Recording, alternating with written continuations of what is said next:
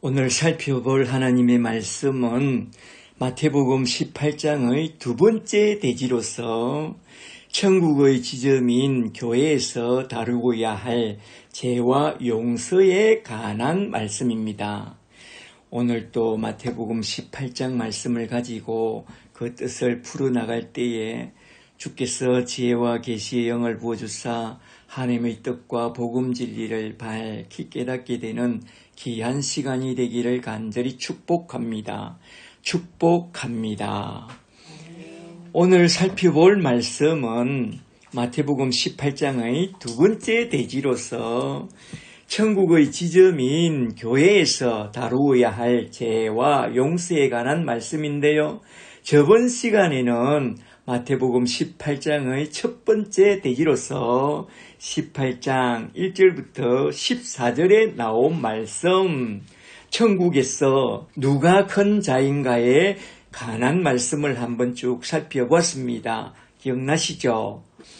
주님의 제자들이 자신은 천국에 들어온 천국 시민이 된 것으로 착각하고 천국에서 누가 크냐고 물었지만 주님은 그들에게 세 단어를 쭉 내밀면서 너희는 착각하지 말라.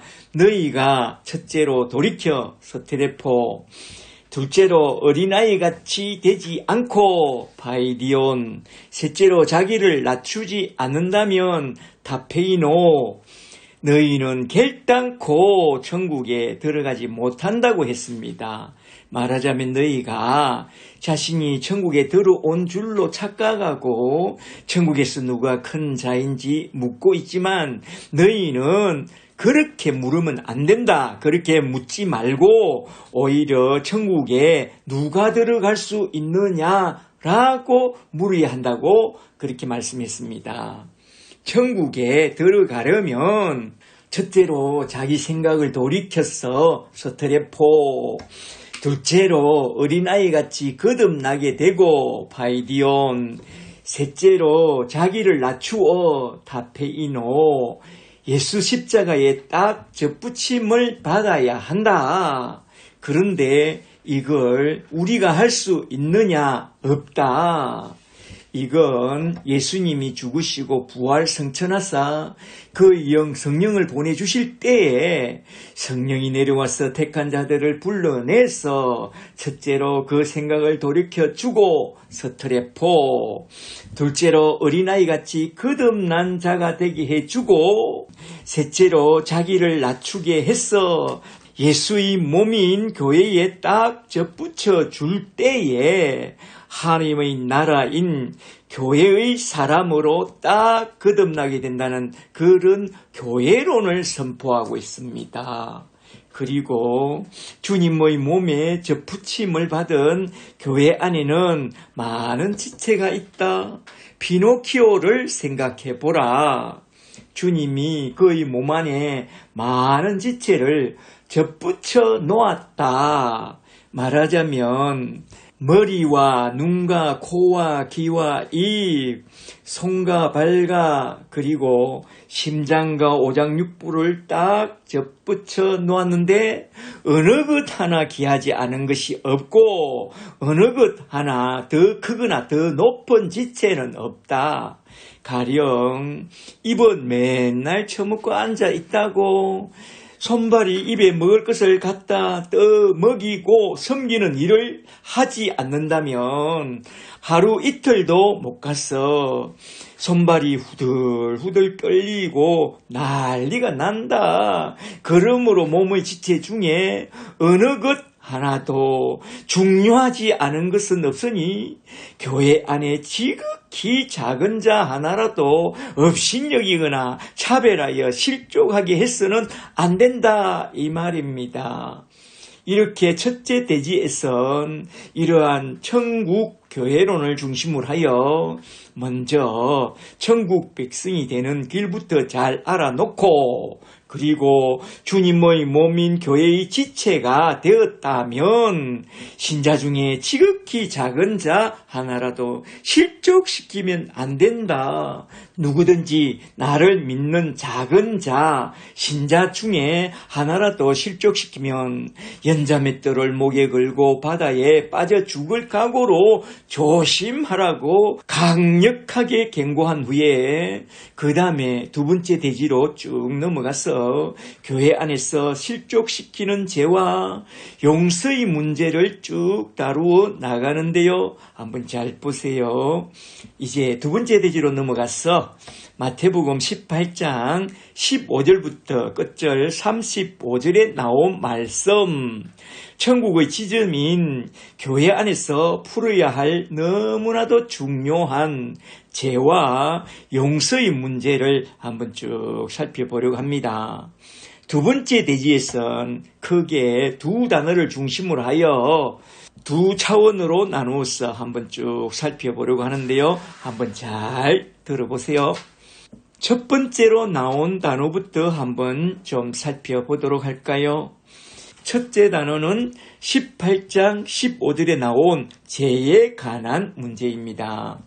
천국의 지점인 교회 안에서 다루어야 할 죄의 문제죠. 18장 14절부터 잘 보세요. 14절에 이와 같이 이 작은 소자 중의 하나라도 잃어버리는 것은 하늘에 계신 너희 아버지의 뜻이 아니니라. 15절에 너희 형제가 죄를 범하거든 원전을 보면 너에게라는 단어가 들어 있습니다. 너희 형제가 너에게 죄를 범하거든 라고 되어 있습니다. 가서 너와 그 사람과만 상대하여 권고하라. 만일 들으면 너가 너희 형제를 얻은 것이요. 만일 듣지 않거든 한두 사람을 데리고 가서 두세 정인의 입으로 말마다 확정하게 하라. 만일 그들의 말도 듣지 않거든 교회에 말하고 교회의 말도 듣지 않거든 이방인과 세리와 같이 여기라.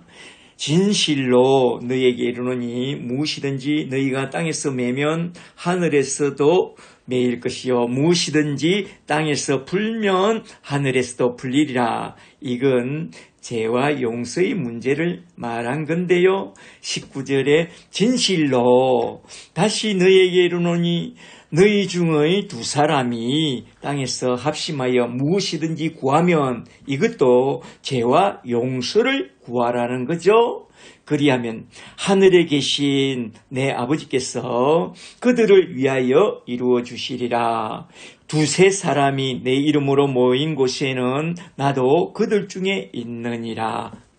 여기에 나온 말씀을 잘 보면 천국의 지점인 교회 안에서 일어난 죄의 문제를 다루면서 너무나도 유명한 말씀이 하나 딱 나오는데요. 그것부터 좀 살펴보고 넘어가도록 하겠습니다. 그건 18절인데요. 18절에 진실로 너희에게 이르노니 무엇이든지 너희가 땅에서 매면 하늘에서도 매일 것이요 무엇이든지 땅에서 풀면 하늘에서도 풀리리라. 이 말씀을 가지고 천주교 교황파에선 교황의 베드로 수장권과 지휘권을 주장합니다. 교황 우선권을 주장하죠. 그러나 우리 계획주의 교회에선 교황이 아니라 교회가 그 지휘권을 갖고 있다고 그렇게 해석하고 있습니다. 말하자면 교회 당회에 지휘권을 두고 문제가 생기면 당회 서기에게 재판을 청원하도록 해놓았습니다. 만일 누가 재판을 청원하면 서기는 먼저 재판을 청원한 자를 불러서 재판 청원 자료를 첨부할 것을 요구합니다. 재판 청원 자료란 뭐냐 하면 첫째로 재판을 청원한 피해자가 가해자에게 먼저 가서 1대1로 해결할 것을 요청했다는 그 자료를 첨부하고 둘째로 그가 회개하지 않는다면 두세 사람을 데리고 가서 회개할 것을 요청한 그 자료까지 첨부한 후에 셋째로 그 모든 자료를 다 첨부하여 당회에 재판을 청구한다는 청원서를 제출하라는 것입니다. 이러한 절차는 우리 장로교회의 헌법책에 잘 나와 있습니다.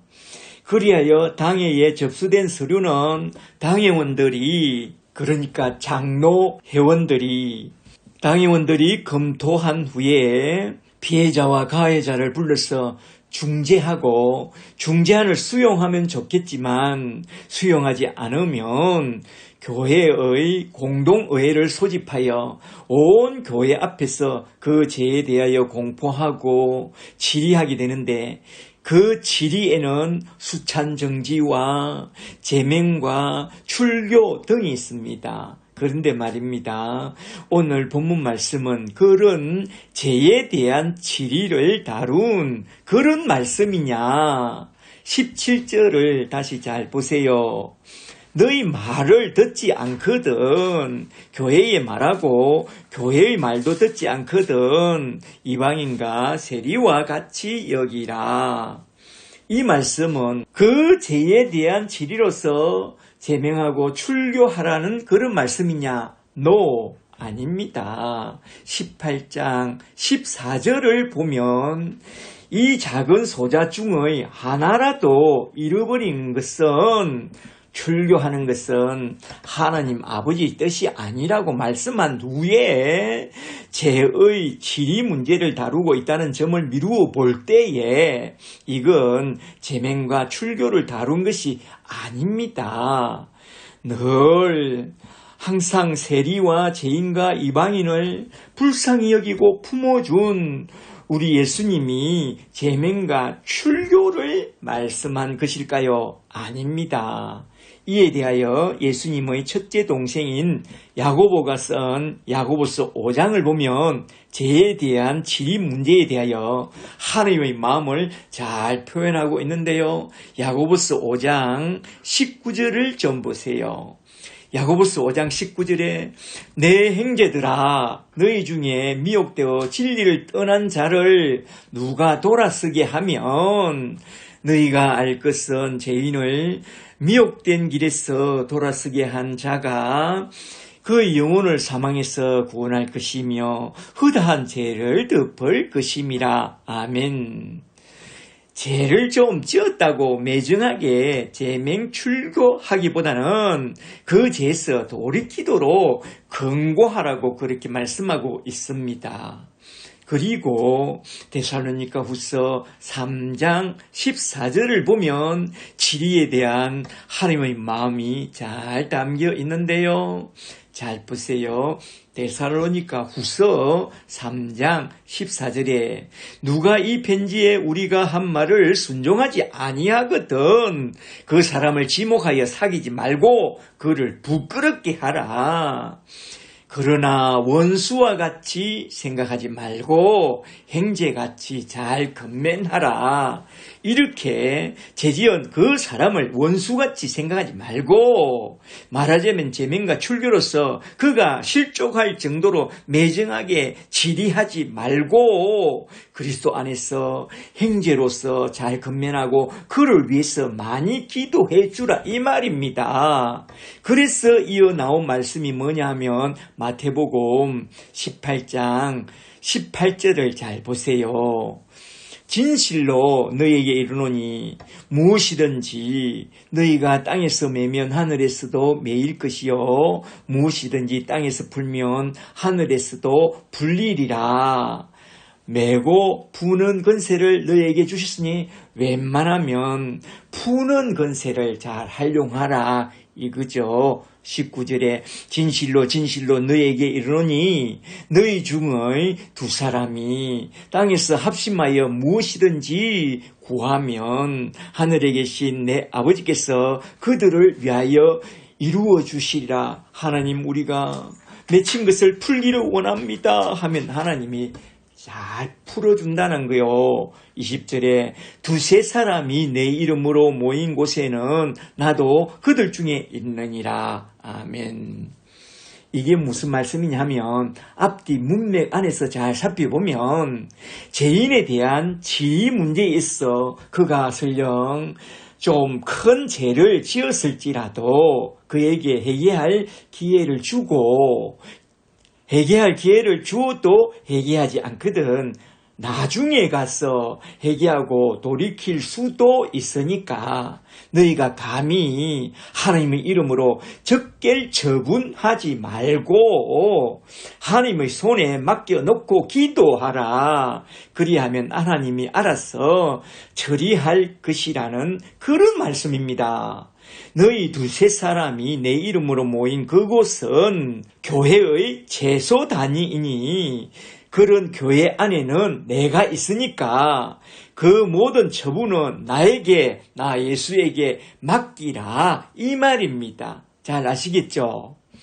그런데 마태복음 18장 18절을 앞뒤 문맥은 생각하지 않고 내가 좋아하는 말씀만 뚝 떼어서 그냥 너희 두 사람이 땅에서 합심하여 구하면 무엇이든지 다 들어준다.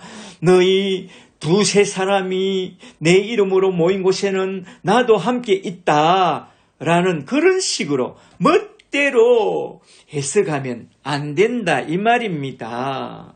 이 구절은 교회 공동체 안에서 누가 누구에게 죄를 범하게 되었다면 그 피해자나 가해자를 위하여 기도해주고 그들 중에 하나라도 실족하여 교회 공동체에서 떨어져 나가지 않도록 기도해 주라. 너희 두세 사람이 내 이름으로 모인 그곳은 하나님의 교회가 아니냐. 그러므로 하나님의 교회가 교회답게 거룩함을 유지하도록 하되 서로에게 좀 큰 죄를 범했다 손치더라도 너희 손으로 실족하게 하는 그런 일을 범하지 말고 하나님의 손에 다 맡기라 이 말입니다.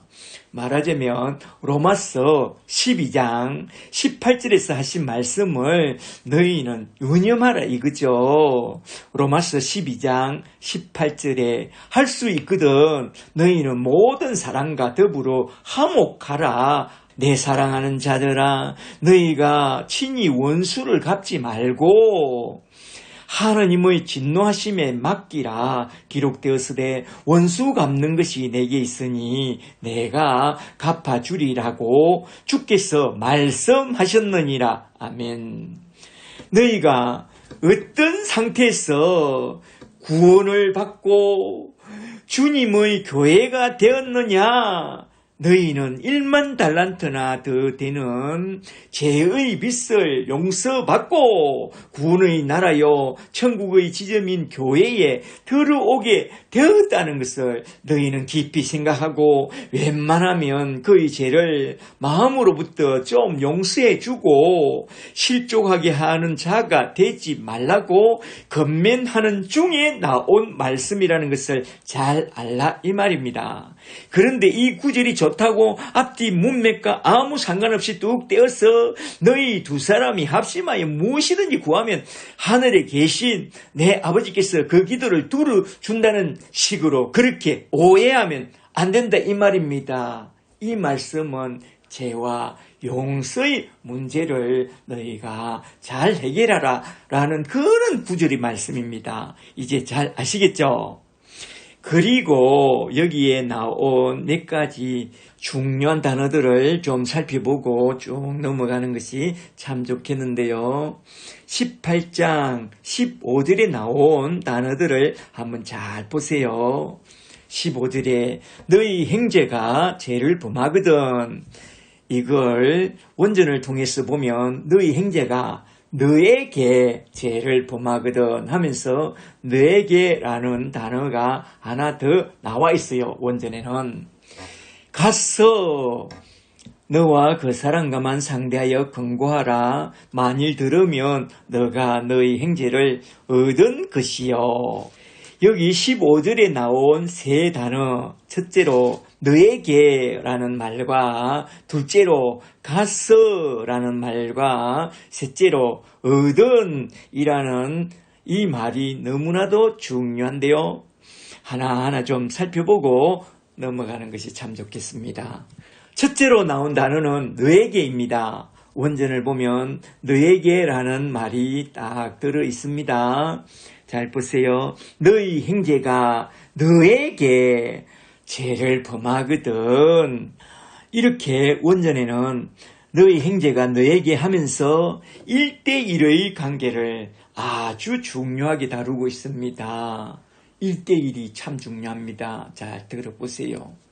그리고 그 다음에 두 번째로 나온 아주 중요한 단어가 뭐냐 하면 가서라는 단어인데요.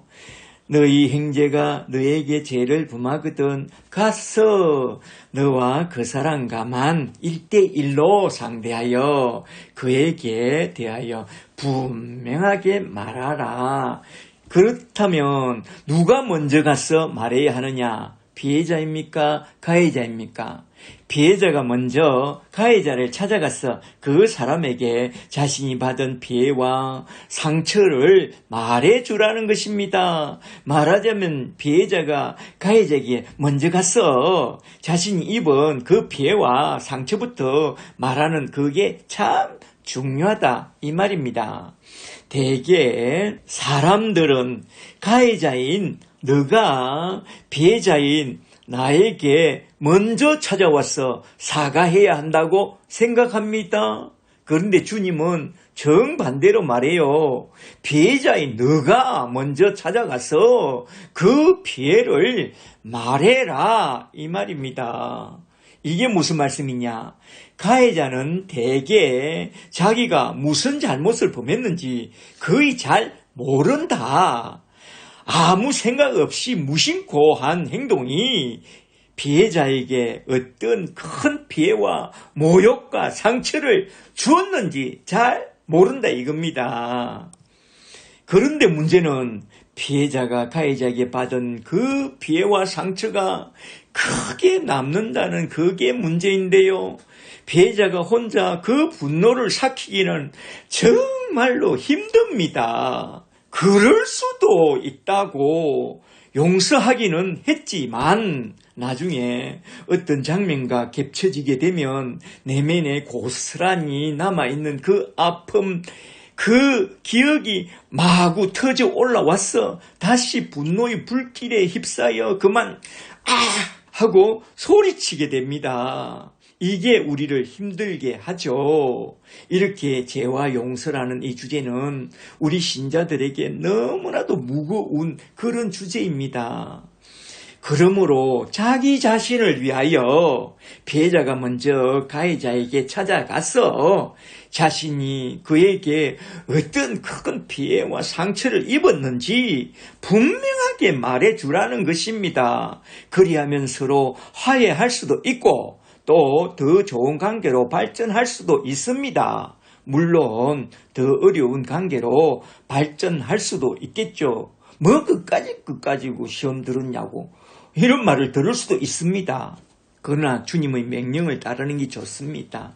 정말로 이런 용서의 주제는 참으로 우리 신자들에게 너무나도 버거운 그런 주제입니다. 우리 자신을 가만히 돌아보면 내가 받은 피해와 상처가 10년, 20년, 평생을 가는 그런 것들도 있습니다.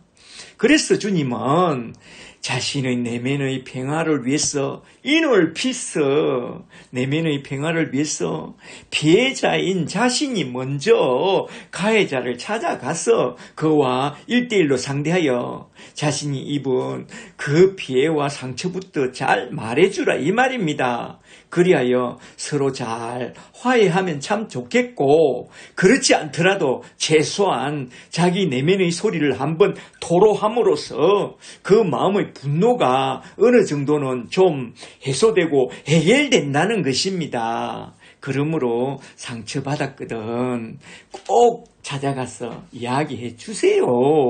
목사님, 저는 목사님께 이러저러한 상처를 크게 입게 되었습니다. 그리 말하세요. 목사는 대개 불특정 다수에게 이런 말과 저런 말을 많이 하는 사람이라서 누가 어떻게 자신의 말에 피해를 받게 되었는지 거의 모를 경우가 많습니다. 괜히 자기 혼자 힘들게 아파하지 말고 우리 주님의 권면을 따라 우리 목사님을 찾아가서 당당하게 제가 이렇게 저렇게 해서 크게 상처를 입게 되었다고 이야기하세요. 목사님이 그러면 그것까지 상처 입었느냐고. 목사님이 혹시 그럴지도 모르지만 그래도 시험 들지 말고 찾아가세요. 그래서 우리 목사님과 대화가 잘 이루어지게 되면 서로 화해도 되고 더 좋은 관계로 발전하게 됩니다. 잘 아시겠어요? 당사자와 1대1로 해결보지 않고 괜히 자신의 상한 감정을 푼다고 친한 사람에게 말하게 되면, 근사님 하면서 말하게 되면 그 말을 들은 그 사람은 괜히 함께 같이 실족하게 되는 죄를 범하게 됩니다. 그러면 안 됩니다. 당사자와 잘 이야기하세요. 잘 아시겠죠? 아멘. 그리고 그 다음으로 15절에서 세 번째 나온 단어가 뭐냐 하면 얻은 것이요 라는 단어인데요. 15절을 다시 잘 보세요. 15절에 너희 형제가 너에게 죄를 범하거든 너가 먼저 가서 너와 그 사람과만 상대하여 1대1로 권고하라. 만일 들으면 너가 너희 형제를 얻은 것이요. 밑줄 짝 얻을 것이요 라는 뜻이죠. 그가 들으면 너가 너희 형제를 얻게 될 것이라고 한 이 말씀이 아주 중요한데요. 가서 그가 나에게 범한 죄를 이야기했다. 그런데 그가 아이고 미안하다고 사과했다. 그러면 너가 그 형제의 마음을 얻게 된다 이 말입니다. 여기서 얻게 된다 말의 반대말이 뭐죠? 잃게 된다 라는 말인데요. 이 말은 어디에 나오느냐? 바로 앞구절 14절에 딱 나옵니다. 14절에 이와 같이 이 작은 자 소자 중의 하나라도 잃는 것은 하늘에 계신 너희 아버지의 뜻이 아니니라 라고 말합니다. 양의 속성을 좀 아세요.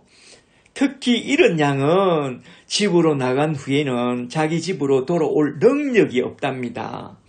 거의 목자가 도와주고 찾아주어야만 이런 양은 자기 집으로 돌아올 수 있다는 것입니다. 우리 인간도 영적으로 이와 똑같다고 해요. 집을 나간 이런 양이 된 그때부터 선한 목자가 되신 우리 주님이 찾아와 주지 않는다면 영적으로 자기 아버지 집을 찾아 돌아올 수 없다는 것입니다. 그래서 주님은 그 잃어버린 양을 찾아서 집으로 데리고 오라고 주의 종들을 보내기도 한답니다. 그런 주의 종과 주의 몸된 지체가 다른 사람을 실족하게 하여 형제를 잃어버리면 되겠어요? 안 됩니다. 형제를 잃다, 형제를 얻다 이런 말씀들은 뭐냐? 모두 다 예수님과 교회에 관한 말씀입니다. 잘 들어보세요. 죄와 용서의 문제도 우리 힘과 능력으로는 전혀 해결할 수 없습니다. 우리 주님이 해결해 주셔야 합니다. 죄와 용서의 문제를 우리 주님이 저 십자가 위에서 해결해 주셔야만 그 죄와 용서의 문제가 해결됩니다. 예수 십자가의 은총이 아니고서는 나의 죄도 그의 죄도 우리 서로 간의 죄와 용서도 해결될 길이 없습니다. 주님이 해결해 주셔야 합니다. 주님이 은혜를 베풀어 주셔야 합니다. 그러므로 예수 십자가의 은총 안에서 그 모든 문제를 은혜 가운데 해결받고 또 은혜 가운데 해결하라 이 말입니다. 그래서 그 다음 대원목에서 예수님이 십자가를 통해서 우리 죄를 용서해 준 그 1만 달란트에 관한 비유를 가지고 계속해서 교훈해 나갑니다. 잘 보세요. 이렇게 모든 말씀은 예수 십자가와 복음 진리에 대하여 정언한 말씀이라는 것을 우리는 잘 알고 잘 이해해야 합니다. 잘 아시겠죠? 이제 두 번째로 나온 단어를 한번 좀 살펴보도록 할까요? 18장 21절부터 나온 용서라는 이 단어를 중심으로 하여 한번 쭉 살펴보고 딱 마치고자 하는데요. 먼저 18장 21절부터 좀 보세요.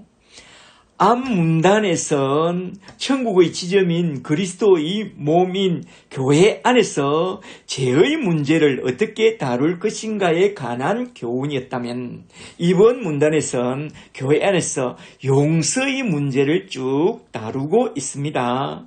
21절부터 잘 보세요. 21절에 그때에 베드로가 나와 이르되 주여 형제가 내게 죄를 범하면 몇 번이나 용서하여 주리까? 7번까지 하면 되오리까? 하면서 용서에 관한 말씀이 쭉 나오는데요. 잘 보세요. 여기서 베드로는 왜 7번이라는 이 단어를 들고 나와서 7번까지 용서해 주면 되겠냐고 말했을까요?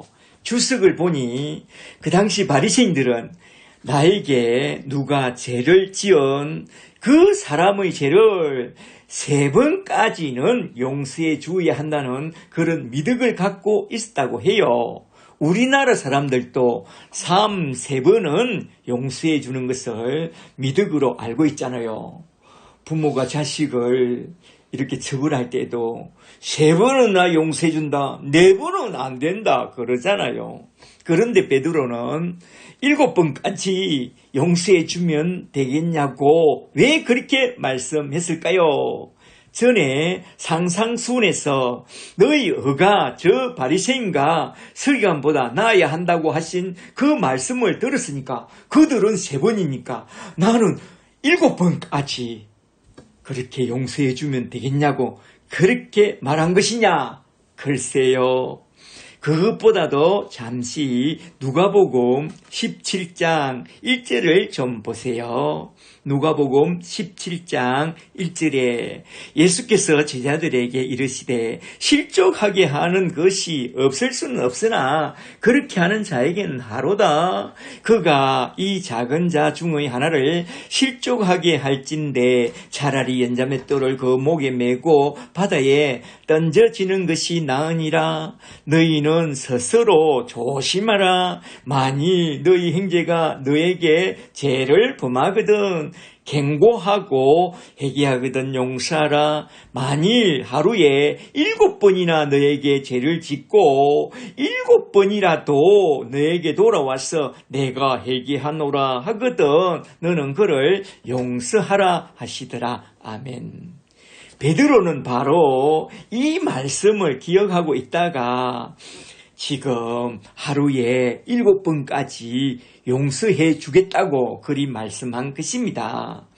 7번까지 용서해 주고 그 다음에 또 죄를 지으면 어쩌겠다는 거죠? 그때엔 가차 없다는 거죠. 이게 인간의 한계입니다. 그런데 예수님이 하루에 7번이라도 용서해 주라고 한 것은 완전한 수인 7이라는 단어로 말씀한 것입니다. 그래서 베드로가 얄팍하게 하루 7번까지 용서하면 되겠냐고 했을 때 주님이 그의 생각을 딱 고쳐주죠. 내가 말한 그 7번이란 하늘에 계신 너희 아버지 온전하신 같이 온전하게 용서해 주라 이 말이다. 다시 잘 들어보라. 7번이란 7 곱하기 70을 말한다. 말하자면 완전수 7 곱하기 7 곱하기 10을 곱한 수처럼 끝없이 온전히 용서해 주라 이겁니다. 이걸 다른 말로 말하면 하나님의 endless love의 용서를 말씀한 것입니다. 그리하여 나온 그 다음 구절을 보면 마태복음 18장 23절에서 천국은 하면서 그 유명한 1만 달란트 비유를 들고 나와서 하나님의 엔들레스 러브의 용서를 딱 교훈하고 있는데요. 잘 보세요. 23절에 그러므로 천국은 그 종들과 결산하려 하던 어떤 임금과 같으니 결산할 때 1만 달란트 빚진 자 하나를 데려오매 여기서 1만 달란트란 얼마인지 아세요? 주석을 보니 한 달란트는 34킬로라고 해요. 한 달란트의 금값이 지금 시세로 35억이라고 해요. 그렇다면 1만 달란트는 35조 원이 된다는 거요. 이건 한 개인이 벌 수도 갚을 수도 없는 그런 어마어마한 빚입니다. 25절에 그리하여 그 종이 갚을 것이 없는지라 주인이 맹하여 그 몸과 아내와 자식들과 모든 소유를 다 팔아 갚게 하라 하니 그 종이 엎드려 절하며 이르되 내게 참으소서 다 갚으리이다 하면서 업소하거늘 27절에 그 종의 주인이 불쌍히 여겨 스플랑 크니 조마이 긍휼을 베풀고 자비를 베풀어 놓아 보내며 그 빛을 탕감하여 주었더니 27절까지만 좀 보겠습니다. 여기서 말하는 천국은 그리스도의 몸인 교회를 말씀하고 있는데요. 천국은 교회의 본점이요. 교회는 천국의 지점이라는 그런 차원에서 말씀하고 있죠. 잘 보세요. 천국은 마치 1만 달란트나 되는 엄청난 죄로 빚진 그 종을 불쌍히 여겨 자비를 베풀어 죄의 빚을 다 탕감해주고 자기 자녀로 삼은 예수 십자가의 복음을 말씀하고 있습니다. 그 복음 안에 천국이 있죠. 말하자면 하나님 앞에 도무지 갚을래야 갚을 수 없는 그런 어마어마한 1만 달란트나 되는 죄로 빚진 자들의 그 빚을 갚아주시려고 하늘에서 내려오사 십자가 위에서 대신 죽음으로써 그 빚을 다 갚아주신 하나님의 아들 예수 십자가의 공로를 비유한 그런 말씀인데요. 십자가의 은총은 자기 백성의 1만 달란트나 되는 그 죄의 빚을 사면해 주신 그런 은총입니다. 십자가의 은총이. 이는 진실로 우리 주님의 엔들레스 러브의 용서를 말씀한 것이죠. 그렇다면 누가 그런 은혜를 받았느냐? 바로 저와 여러분입니다. 예수님의 피로 깨끗하게 씻어 예수님의 몸된 교회의 지체로 딱 접붙임을 받게 된 저와 여러분이 그런 1만 달란트나 되는 그 죄에서 구원받은 그런 자들입니다. 죄악에 썩은 내 육신을 주님이 구원해 주셨습니다. 죄악에 썩은 내 육신을 주님이 구원하셨네. 죽음의 덫에 걸려있는 몸 주님이 살리셨네. 속죄하는 손 치유하시고 속죄하는 발 치유하셨네. 새 생명 얻은 이 몸 다 바쳐 주님께 영광 돌리리. 아멘. 우리 주님은 십자가 위에서 살 찢으시고 피 흘려 우리를 죄에서 구원해 주셨습니다. 할렐루야. 그런 십자가의 은혜와 십자가의 사랑을 받은 우리는 이제 어떻게 살아야 하느냐? 천국의 지점인 그리스도의 몸된 교회 사람들은 이젠 어떻게 살아야 하느냐? 그 어마어마한 사랑과 은혜에 보답하겠다는 그런 마음으로 그리스도의 몸된 교회의 지체들을 사랑하고 그가 내게 뭔가 좀 손해를 끼치더라도 주님의 크신 사랑과 은혜를 받은 자답게 좀 넉넉하게 받아주고 용서해주고 그를 실족시키지 말고 좀 덮어주는 그런 넉넉한 예수의 사람들이 되기를 원합니다. 할렐루야. 물론 가서 자신이 받은 피해와 상처를 말해줄 건 말해주고 용서할 건 용서해 줘야 하겠죠. 그래서 주님은 1만 달란트나 되는 제비빚을 탕감받고 제사함받은 사람들은 이제 어떻게 살아야 하는가에 대해서 그 다음 구절에서 백대란이 온 빚진 자를 예로 들어서 쭉 설명해 나갑니다. 잘 보세요. 18장 28절입니다. 28절에 1만 달란트나 되는 빚을 탕감받은 그 사람이 나가서 자기에게 100데나리온 온 빚진 동료 한 사람을 만나 그 목을 붙잡고 세번역 성경을 보니 맥살을 붙잡고 말했대요. 이르되 빚을 갚으라 하매 여기서 100데나리온이란 오늘날 돈으로 계산하면 800만 원 내지 1000만 원 정도라고 해요. 그 동료가 엎드려 간구하여 이르되 나에게 참아 주소서 갚으리이다 하되 이 구절을 잘 보세요. 1만 달란트의 빚진 그 종이 그 주인에게 엎드려 간구한 그 내용과 거의 똑같아요. 한번 잘 비교해 보세요. 30절에 그런데 허락하지 아니하고 이에 맥살을 잡고 끌고 가서 그가 빚을 갚도록 오게 가두거늘 그 동료들이 그것을 보고 몹시 딱하게 여겨 주인에게 가서 그 일을 다 알리니 이에 주인이 그를 불러다가 말하되 이 악한 종아 너가 빌기에 내가 너희 빚을 전부 탕감해 주었거늘 내가 너를 불쌍히 여김같이 너도 너희 동료를 불쌍히 여김이 마땅하지 아니하냐 하고 주인이 노하여 그 빚을 다 갚도록 그를 옥졸에게 넘기니라. 35절에 너희가 각각 마음으로부터 행제를 용서하지 아니하면 너희 하늘 아버지께서도 너에게 이와 같이 하시리라. 용서하지 아니하리라 이 말입니다. 이게 무슨 말씀이냐?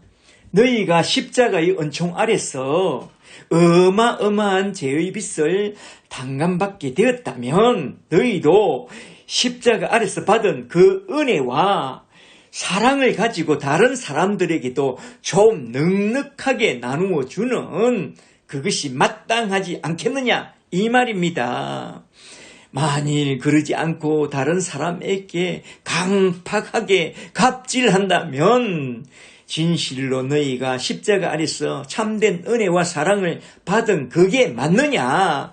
참된 신앙은 그 열매로 보아 알리라고 했는데 그 열매가 악한 열매라면 그는 가짜 신자라는 것입니다. 십자가 위에서 우리 주님이 온 인류의 죄를 다 탕감해 주었고 또한 주님의 교회에 들어온 사람은 십자가의 은총을 다 받게 되었으나 실제로 그가 십자가의 은혜로 참으로 구원받던 하나님의 자녀인지 그건 그 열매로 보아 안다 이 말입니다. 말하자면 과연 내가 십자가의 은혜를 제대로 받았는지 참으로 구원받은 사람인지 우리는 용서의 문제로 자신을 확정해 봐야 한다 이 말입니다. 아시겠어요? 여기서 결론 말씀으로 나온 마태복음 18장 35절 말씀을 좀 보세요. 35절에 너희가 각각 마음으로부터 행제를 용서하지 아니하면 너희 하늘 아버지께서도 너희에게 이와 같이 용서하지 아니하리라. 말하자면 주인이 노하여 그 빚을 다 갚도록 그를 옥졸에게 지옥에 넘길 것이다 이 말입니다.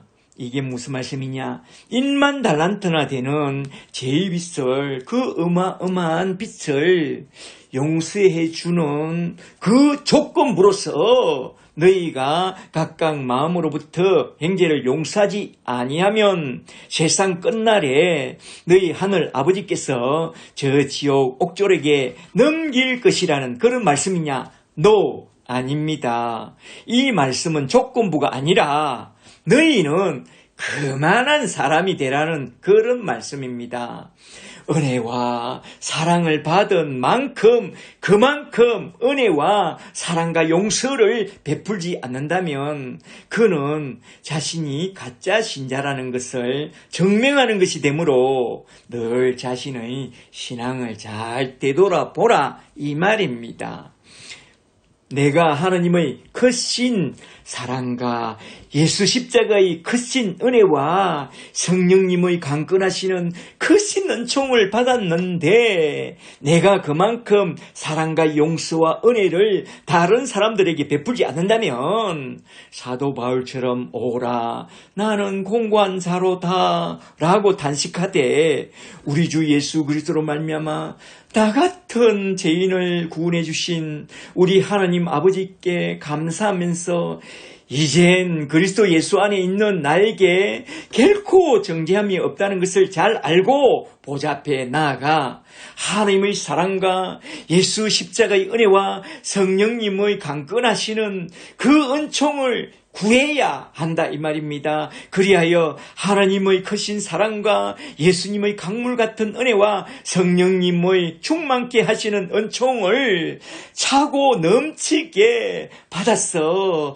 오늘도 내일도 내 이웃의 허물을 좀 덮어주고 용서해주고 또 은혜가 차고 넘쳤어.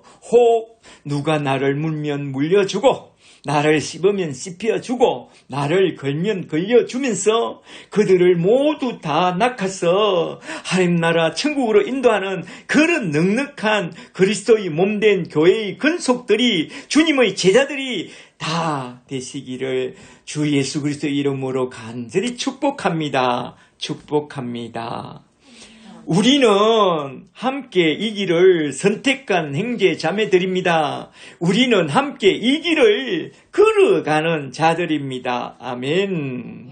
우리는 함께 이 길을 선택한 형제 자매요. 영원한 주의 나라의 백성이기에 서로 도우며 서로 손을 잡아주며 이 길을 함께 걸어갑시다. 세상 사람들 우리들을 보며 어리석다고 조롱하지만 이 길을 가는 자마다 영원히 주와 살리라. 이 길을 가는 자마다 영원히 주와 살리라. 아멘. 할렐루야. 우리는 그런 길로 부르심을 받은 우리 주님의 교회의 근속들이라는 것을 늘 기억하면서 이 길을 아름답게 걸어가는 저와 여러분이 다 되시기를 주의 이름으로 간절히 축복합니다. 축복합니다. 아멘. 오늘은 마태복음 18장의 두 번째 대지로 나온 말씀을 죄와 용서라는 두 단어를 중심으로 하여 크게 두 차원으로 나눠서 예수 십자가의 복음 진리를 한번 쭉 살펴봤습니다. 첫째는 천국 같은 교회 안에서 제 문제를 통해서 걸어내고 있는 복음 진리를 한번 좀 살펴보았고, 둘째는 천국 같은 교회 안에서 용서의 문제 안에 담아내고 있는 그 복음 진리까지 한번 쭉 살펴봤습니다. 오늘은 이렇게 마태복음 18장에 나온 너무나도 중요한 천국의 지점인 천국 교회 교회론 중에 두 번째 대지로 나온 죄와 용서의 문제를 한번 쭉 살펴봤는데요.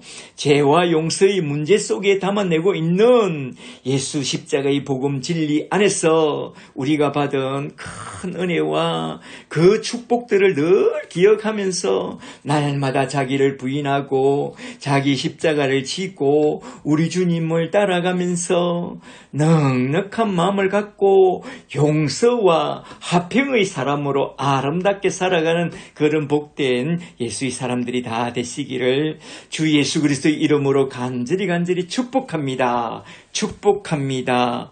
할렐루야. 할렐루야.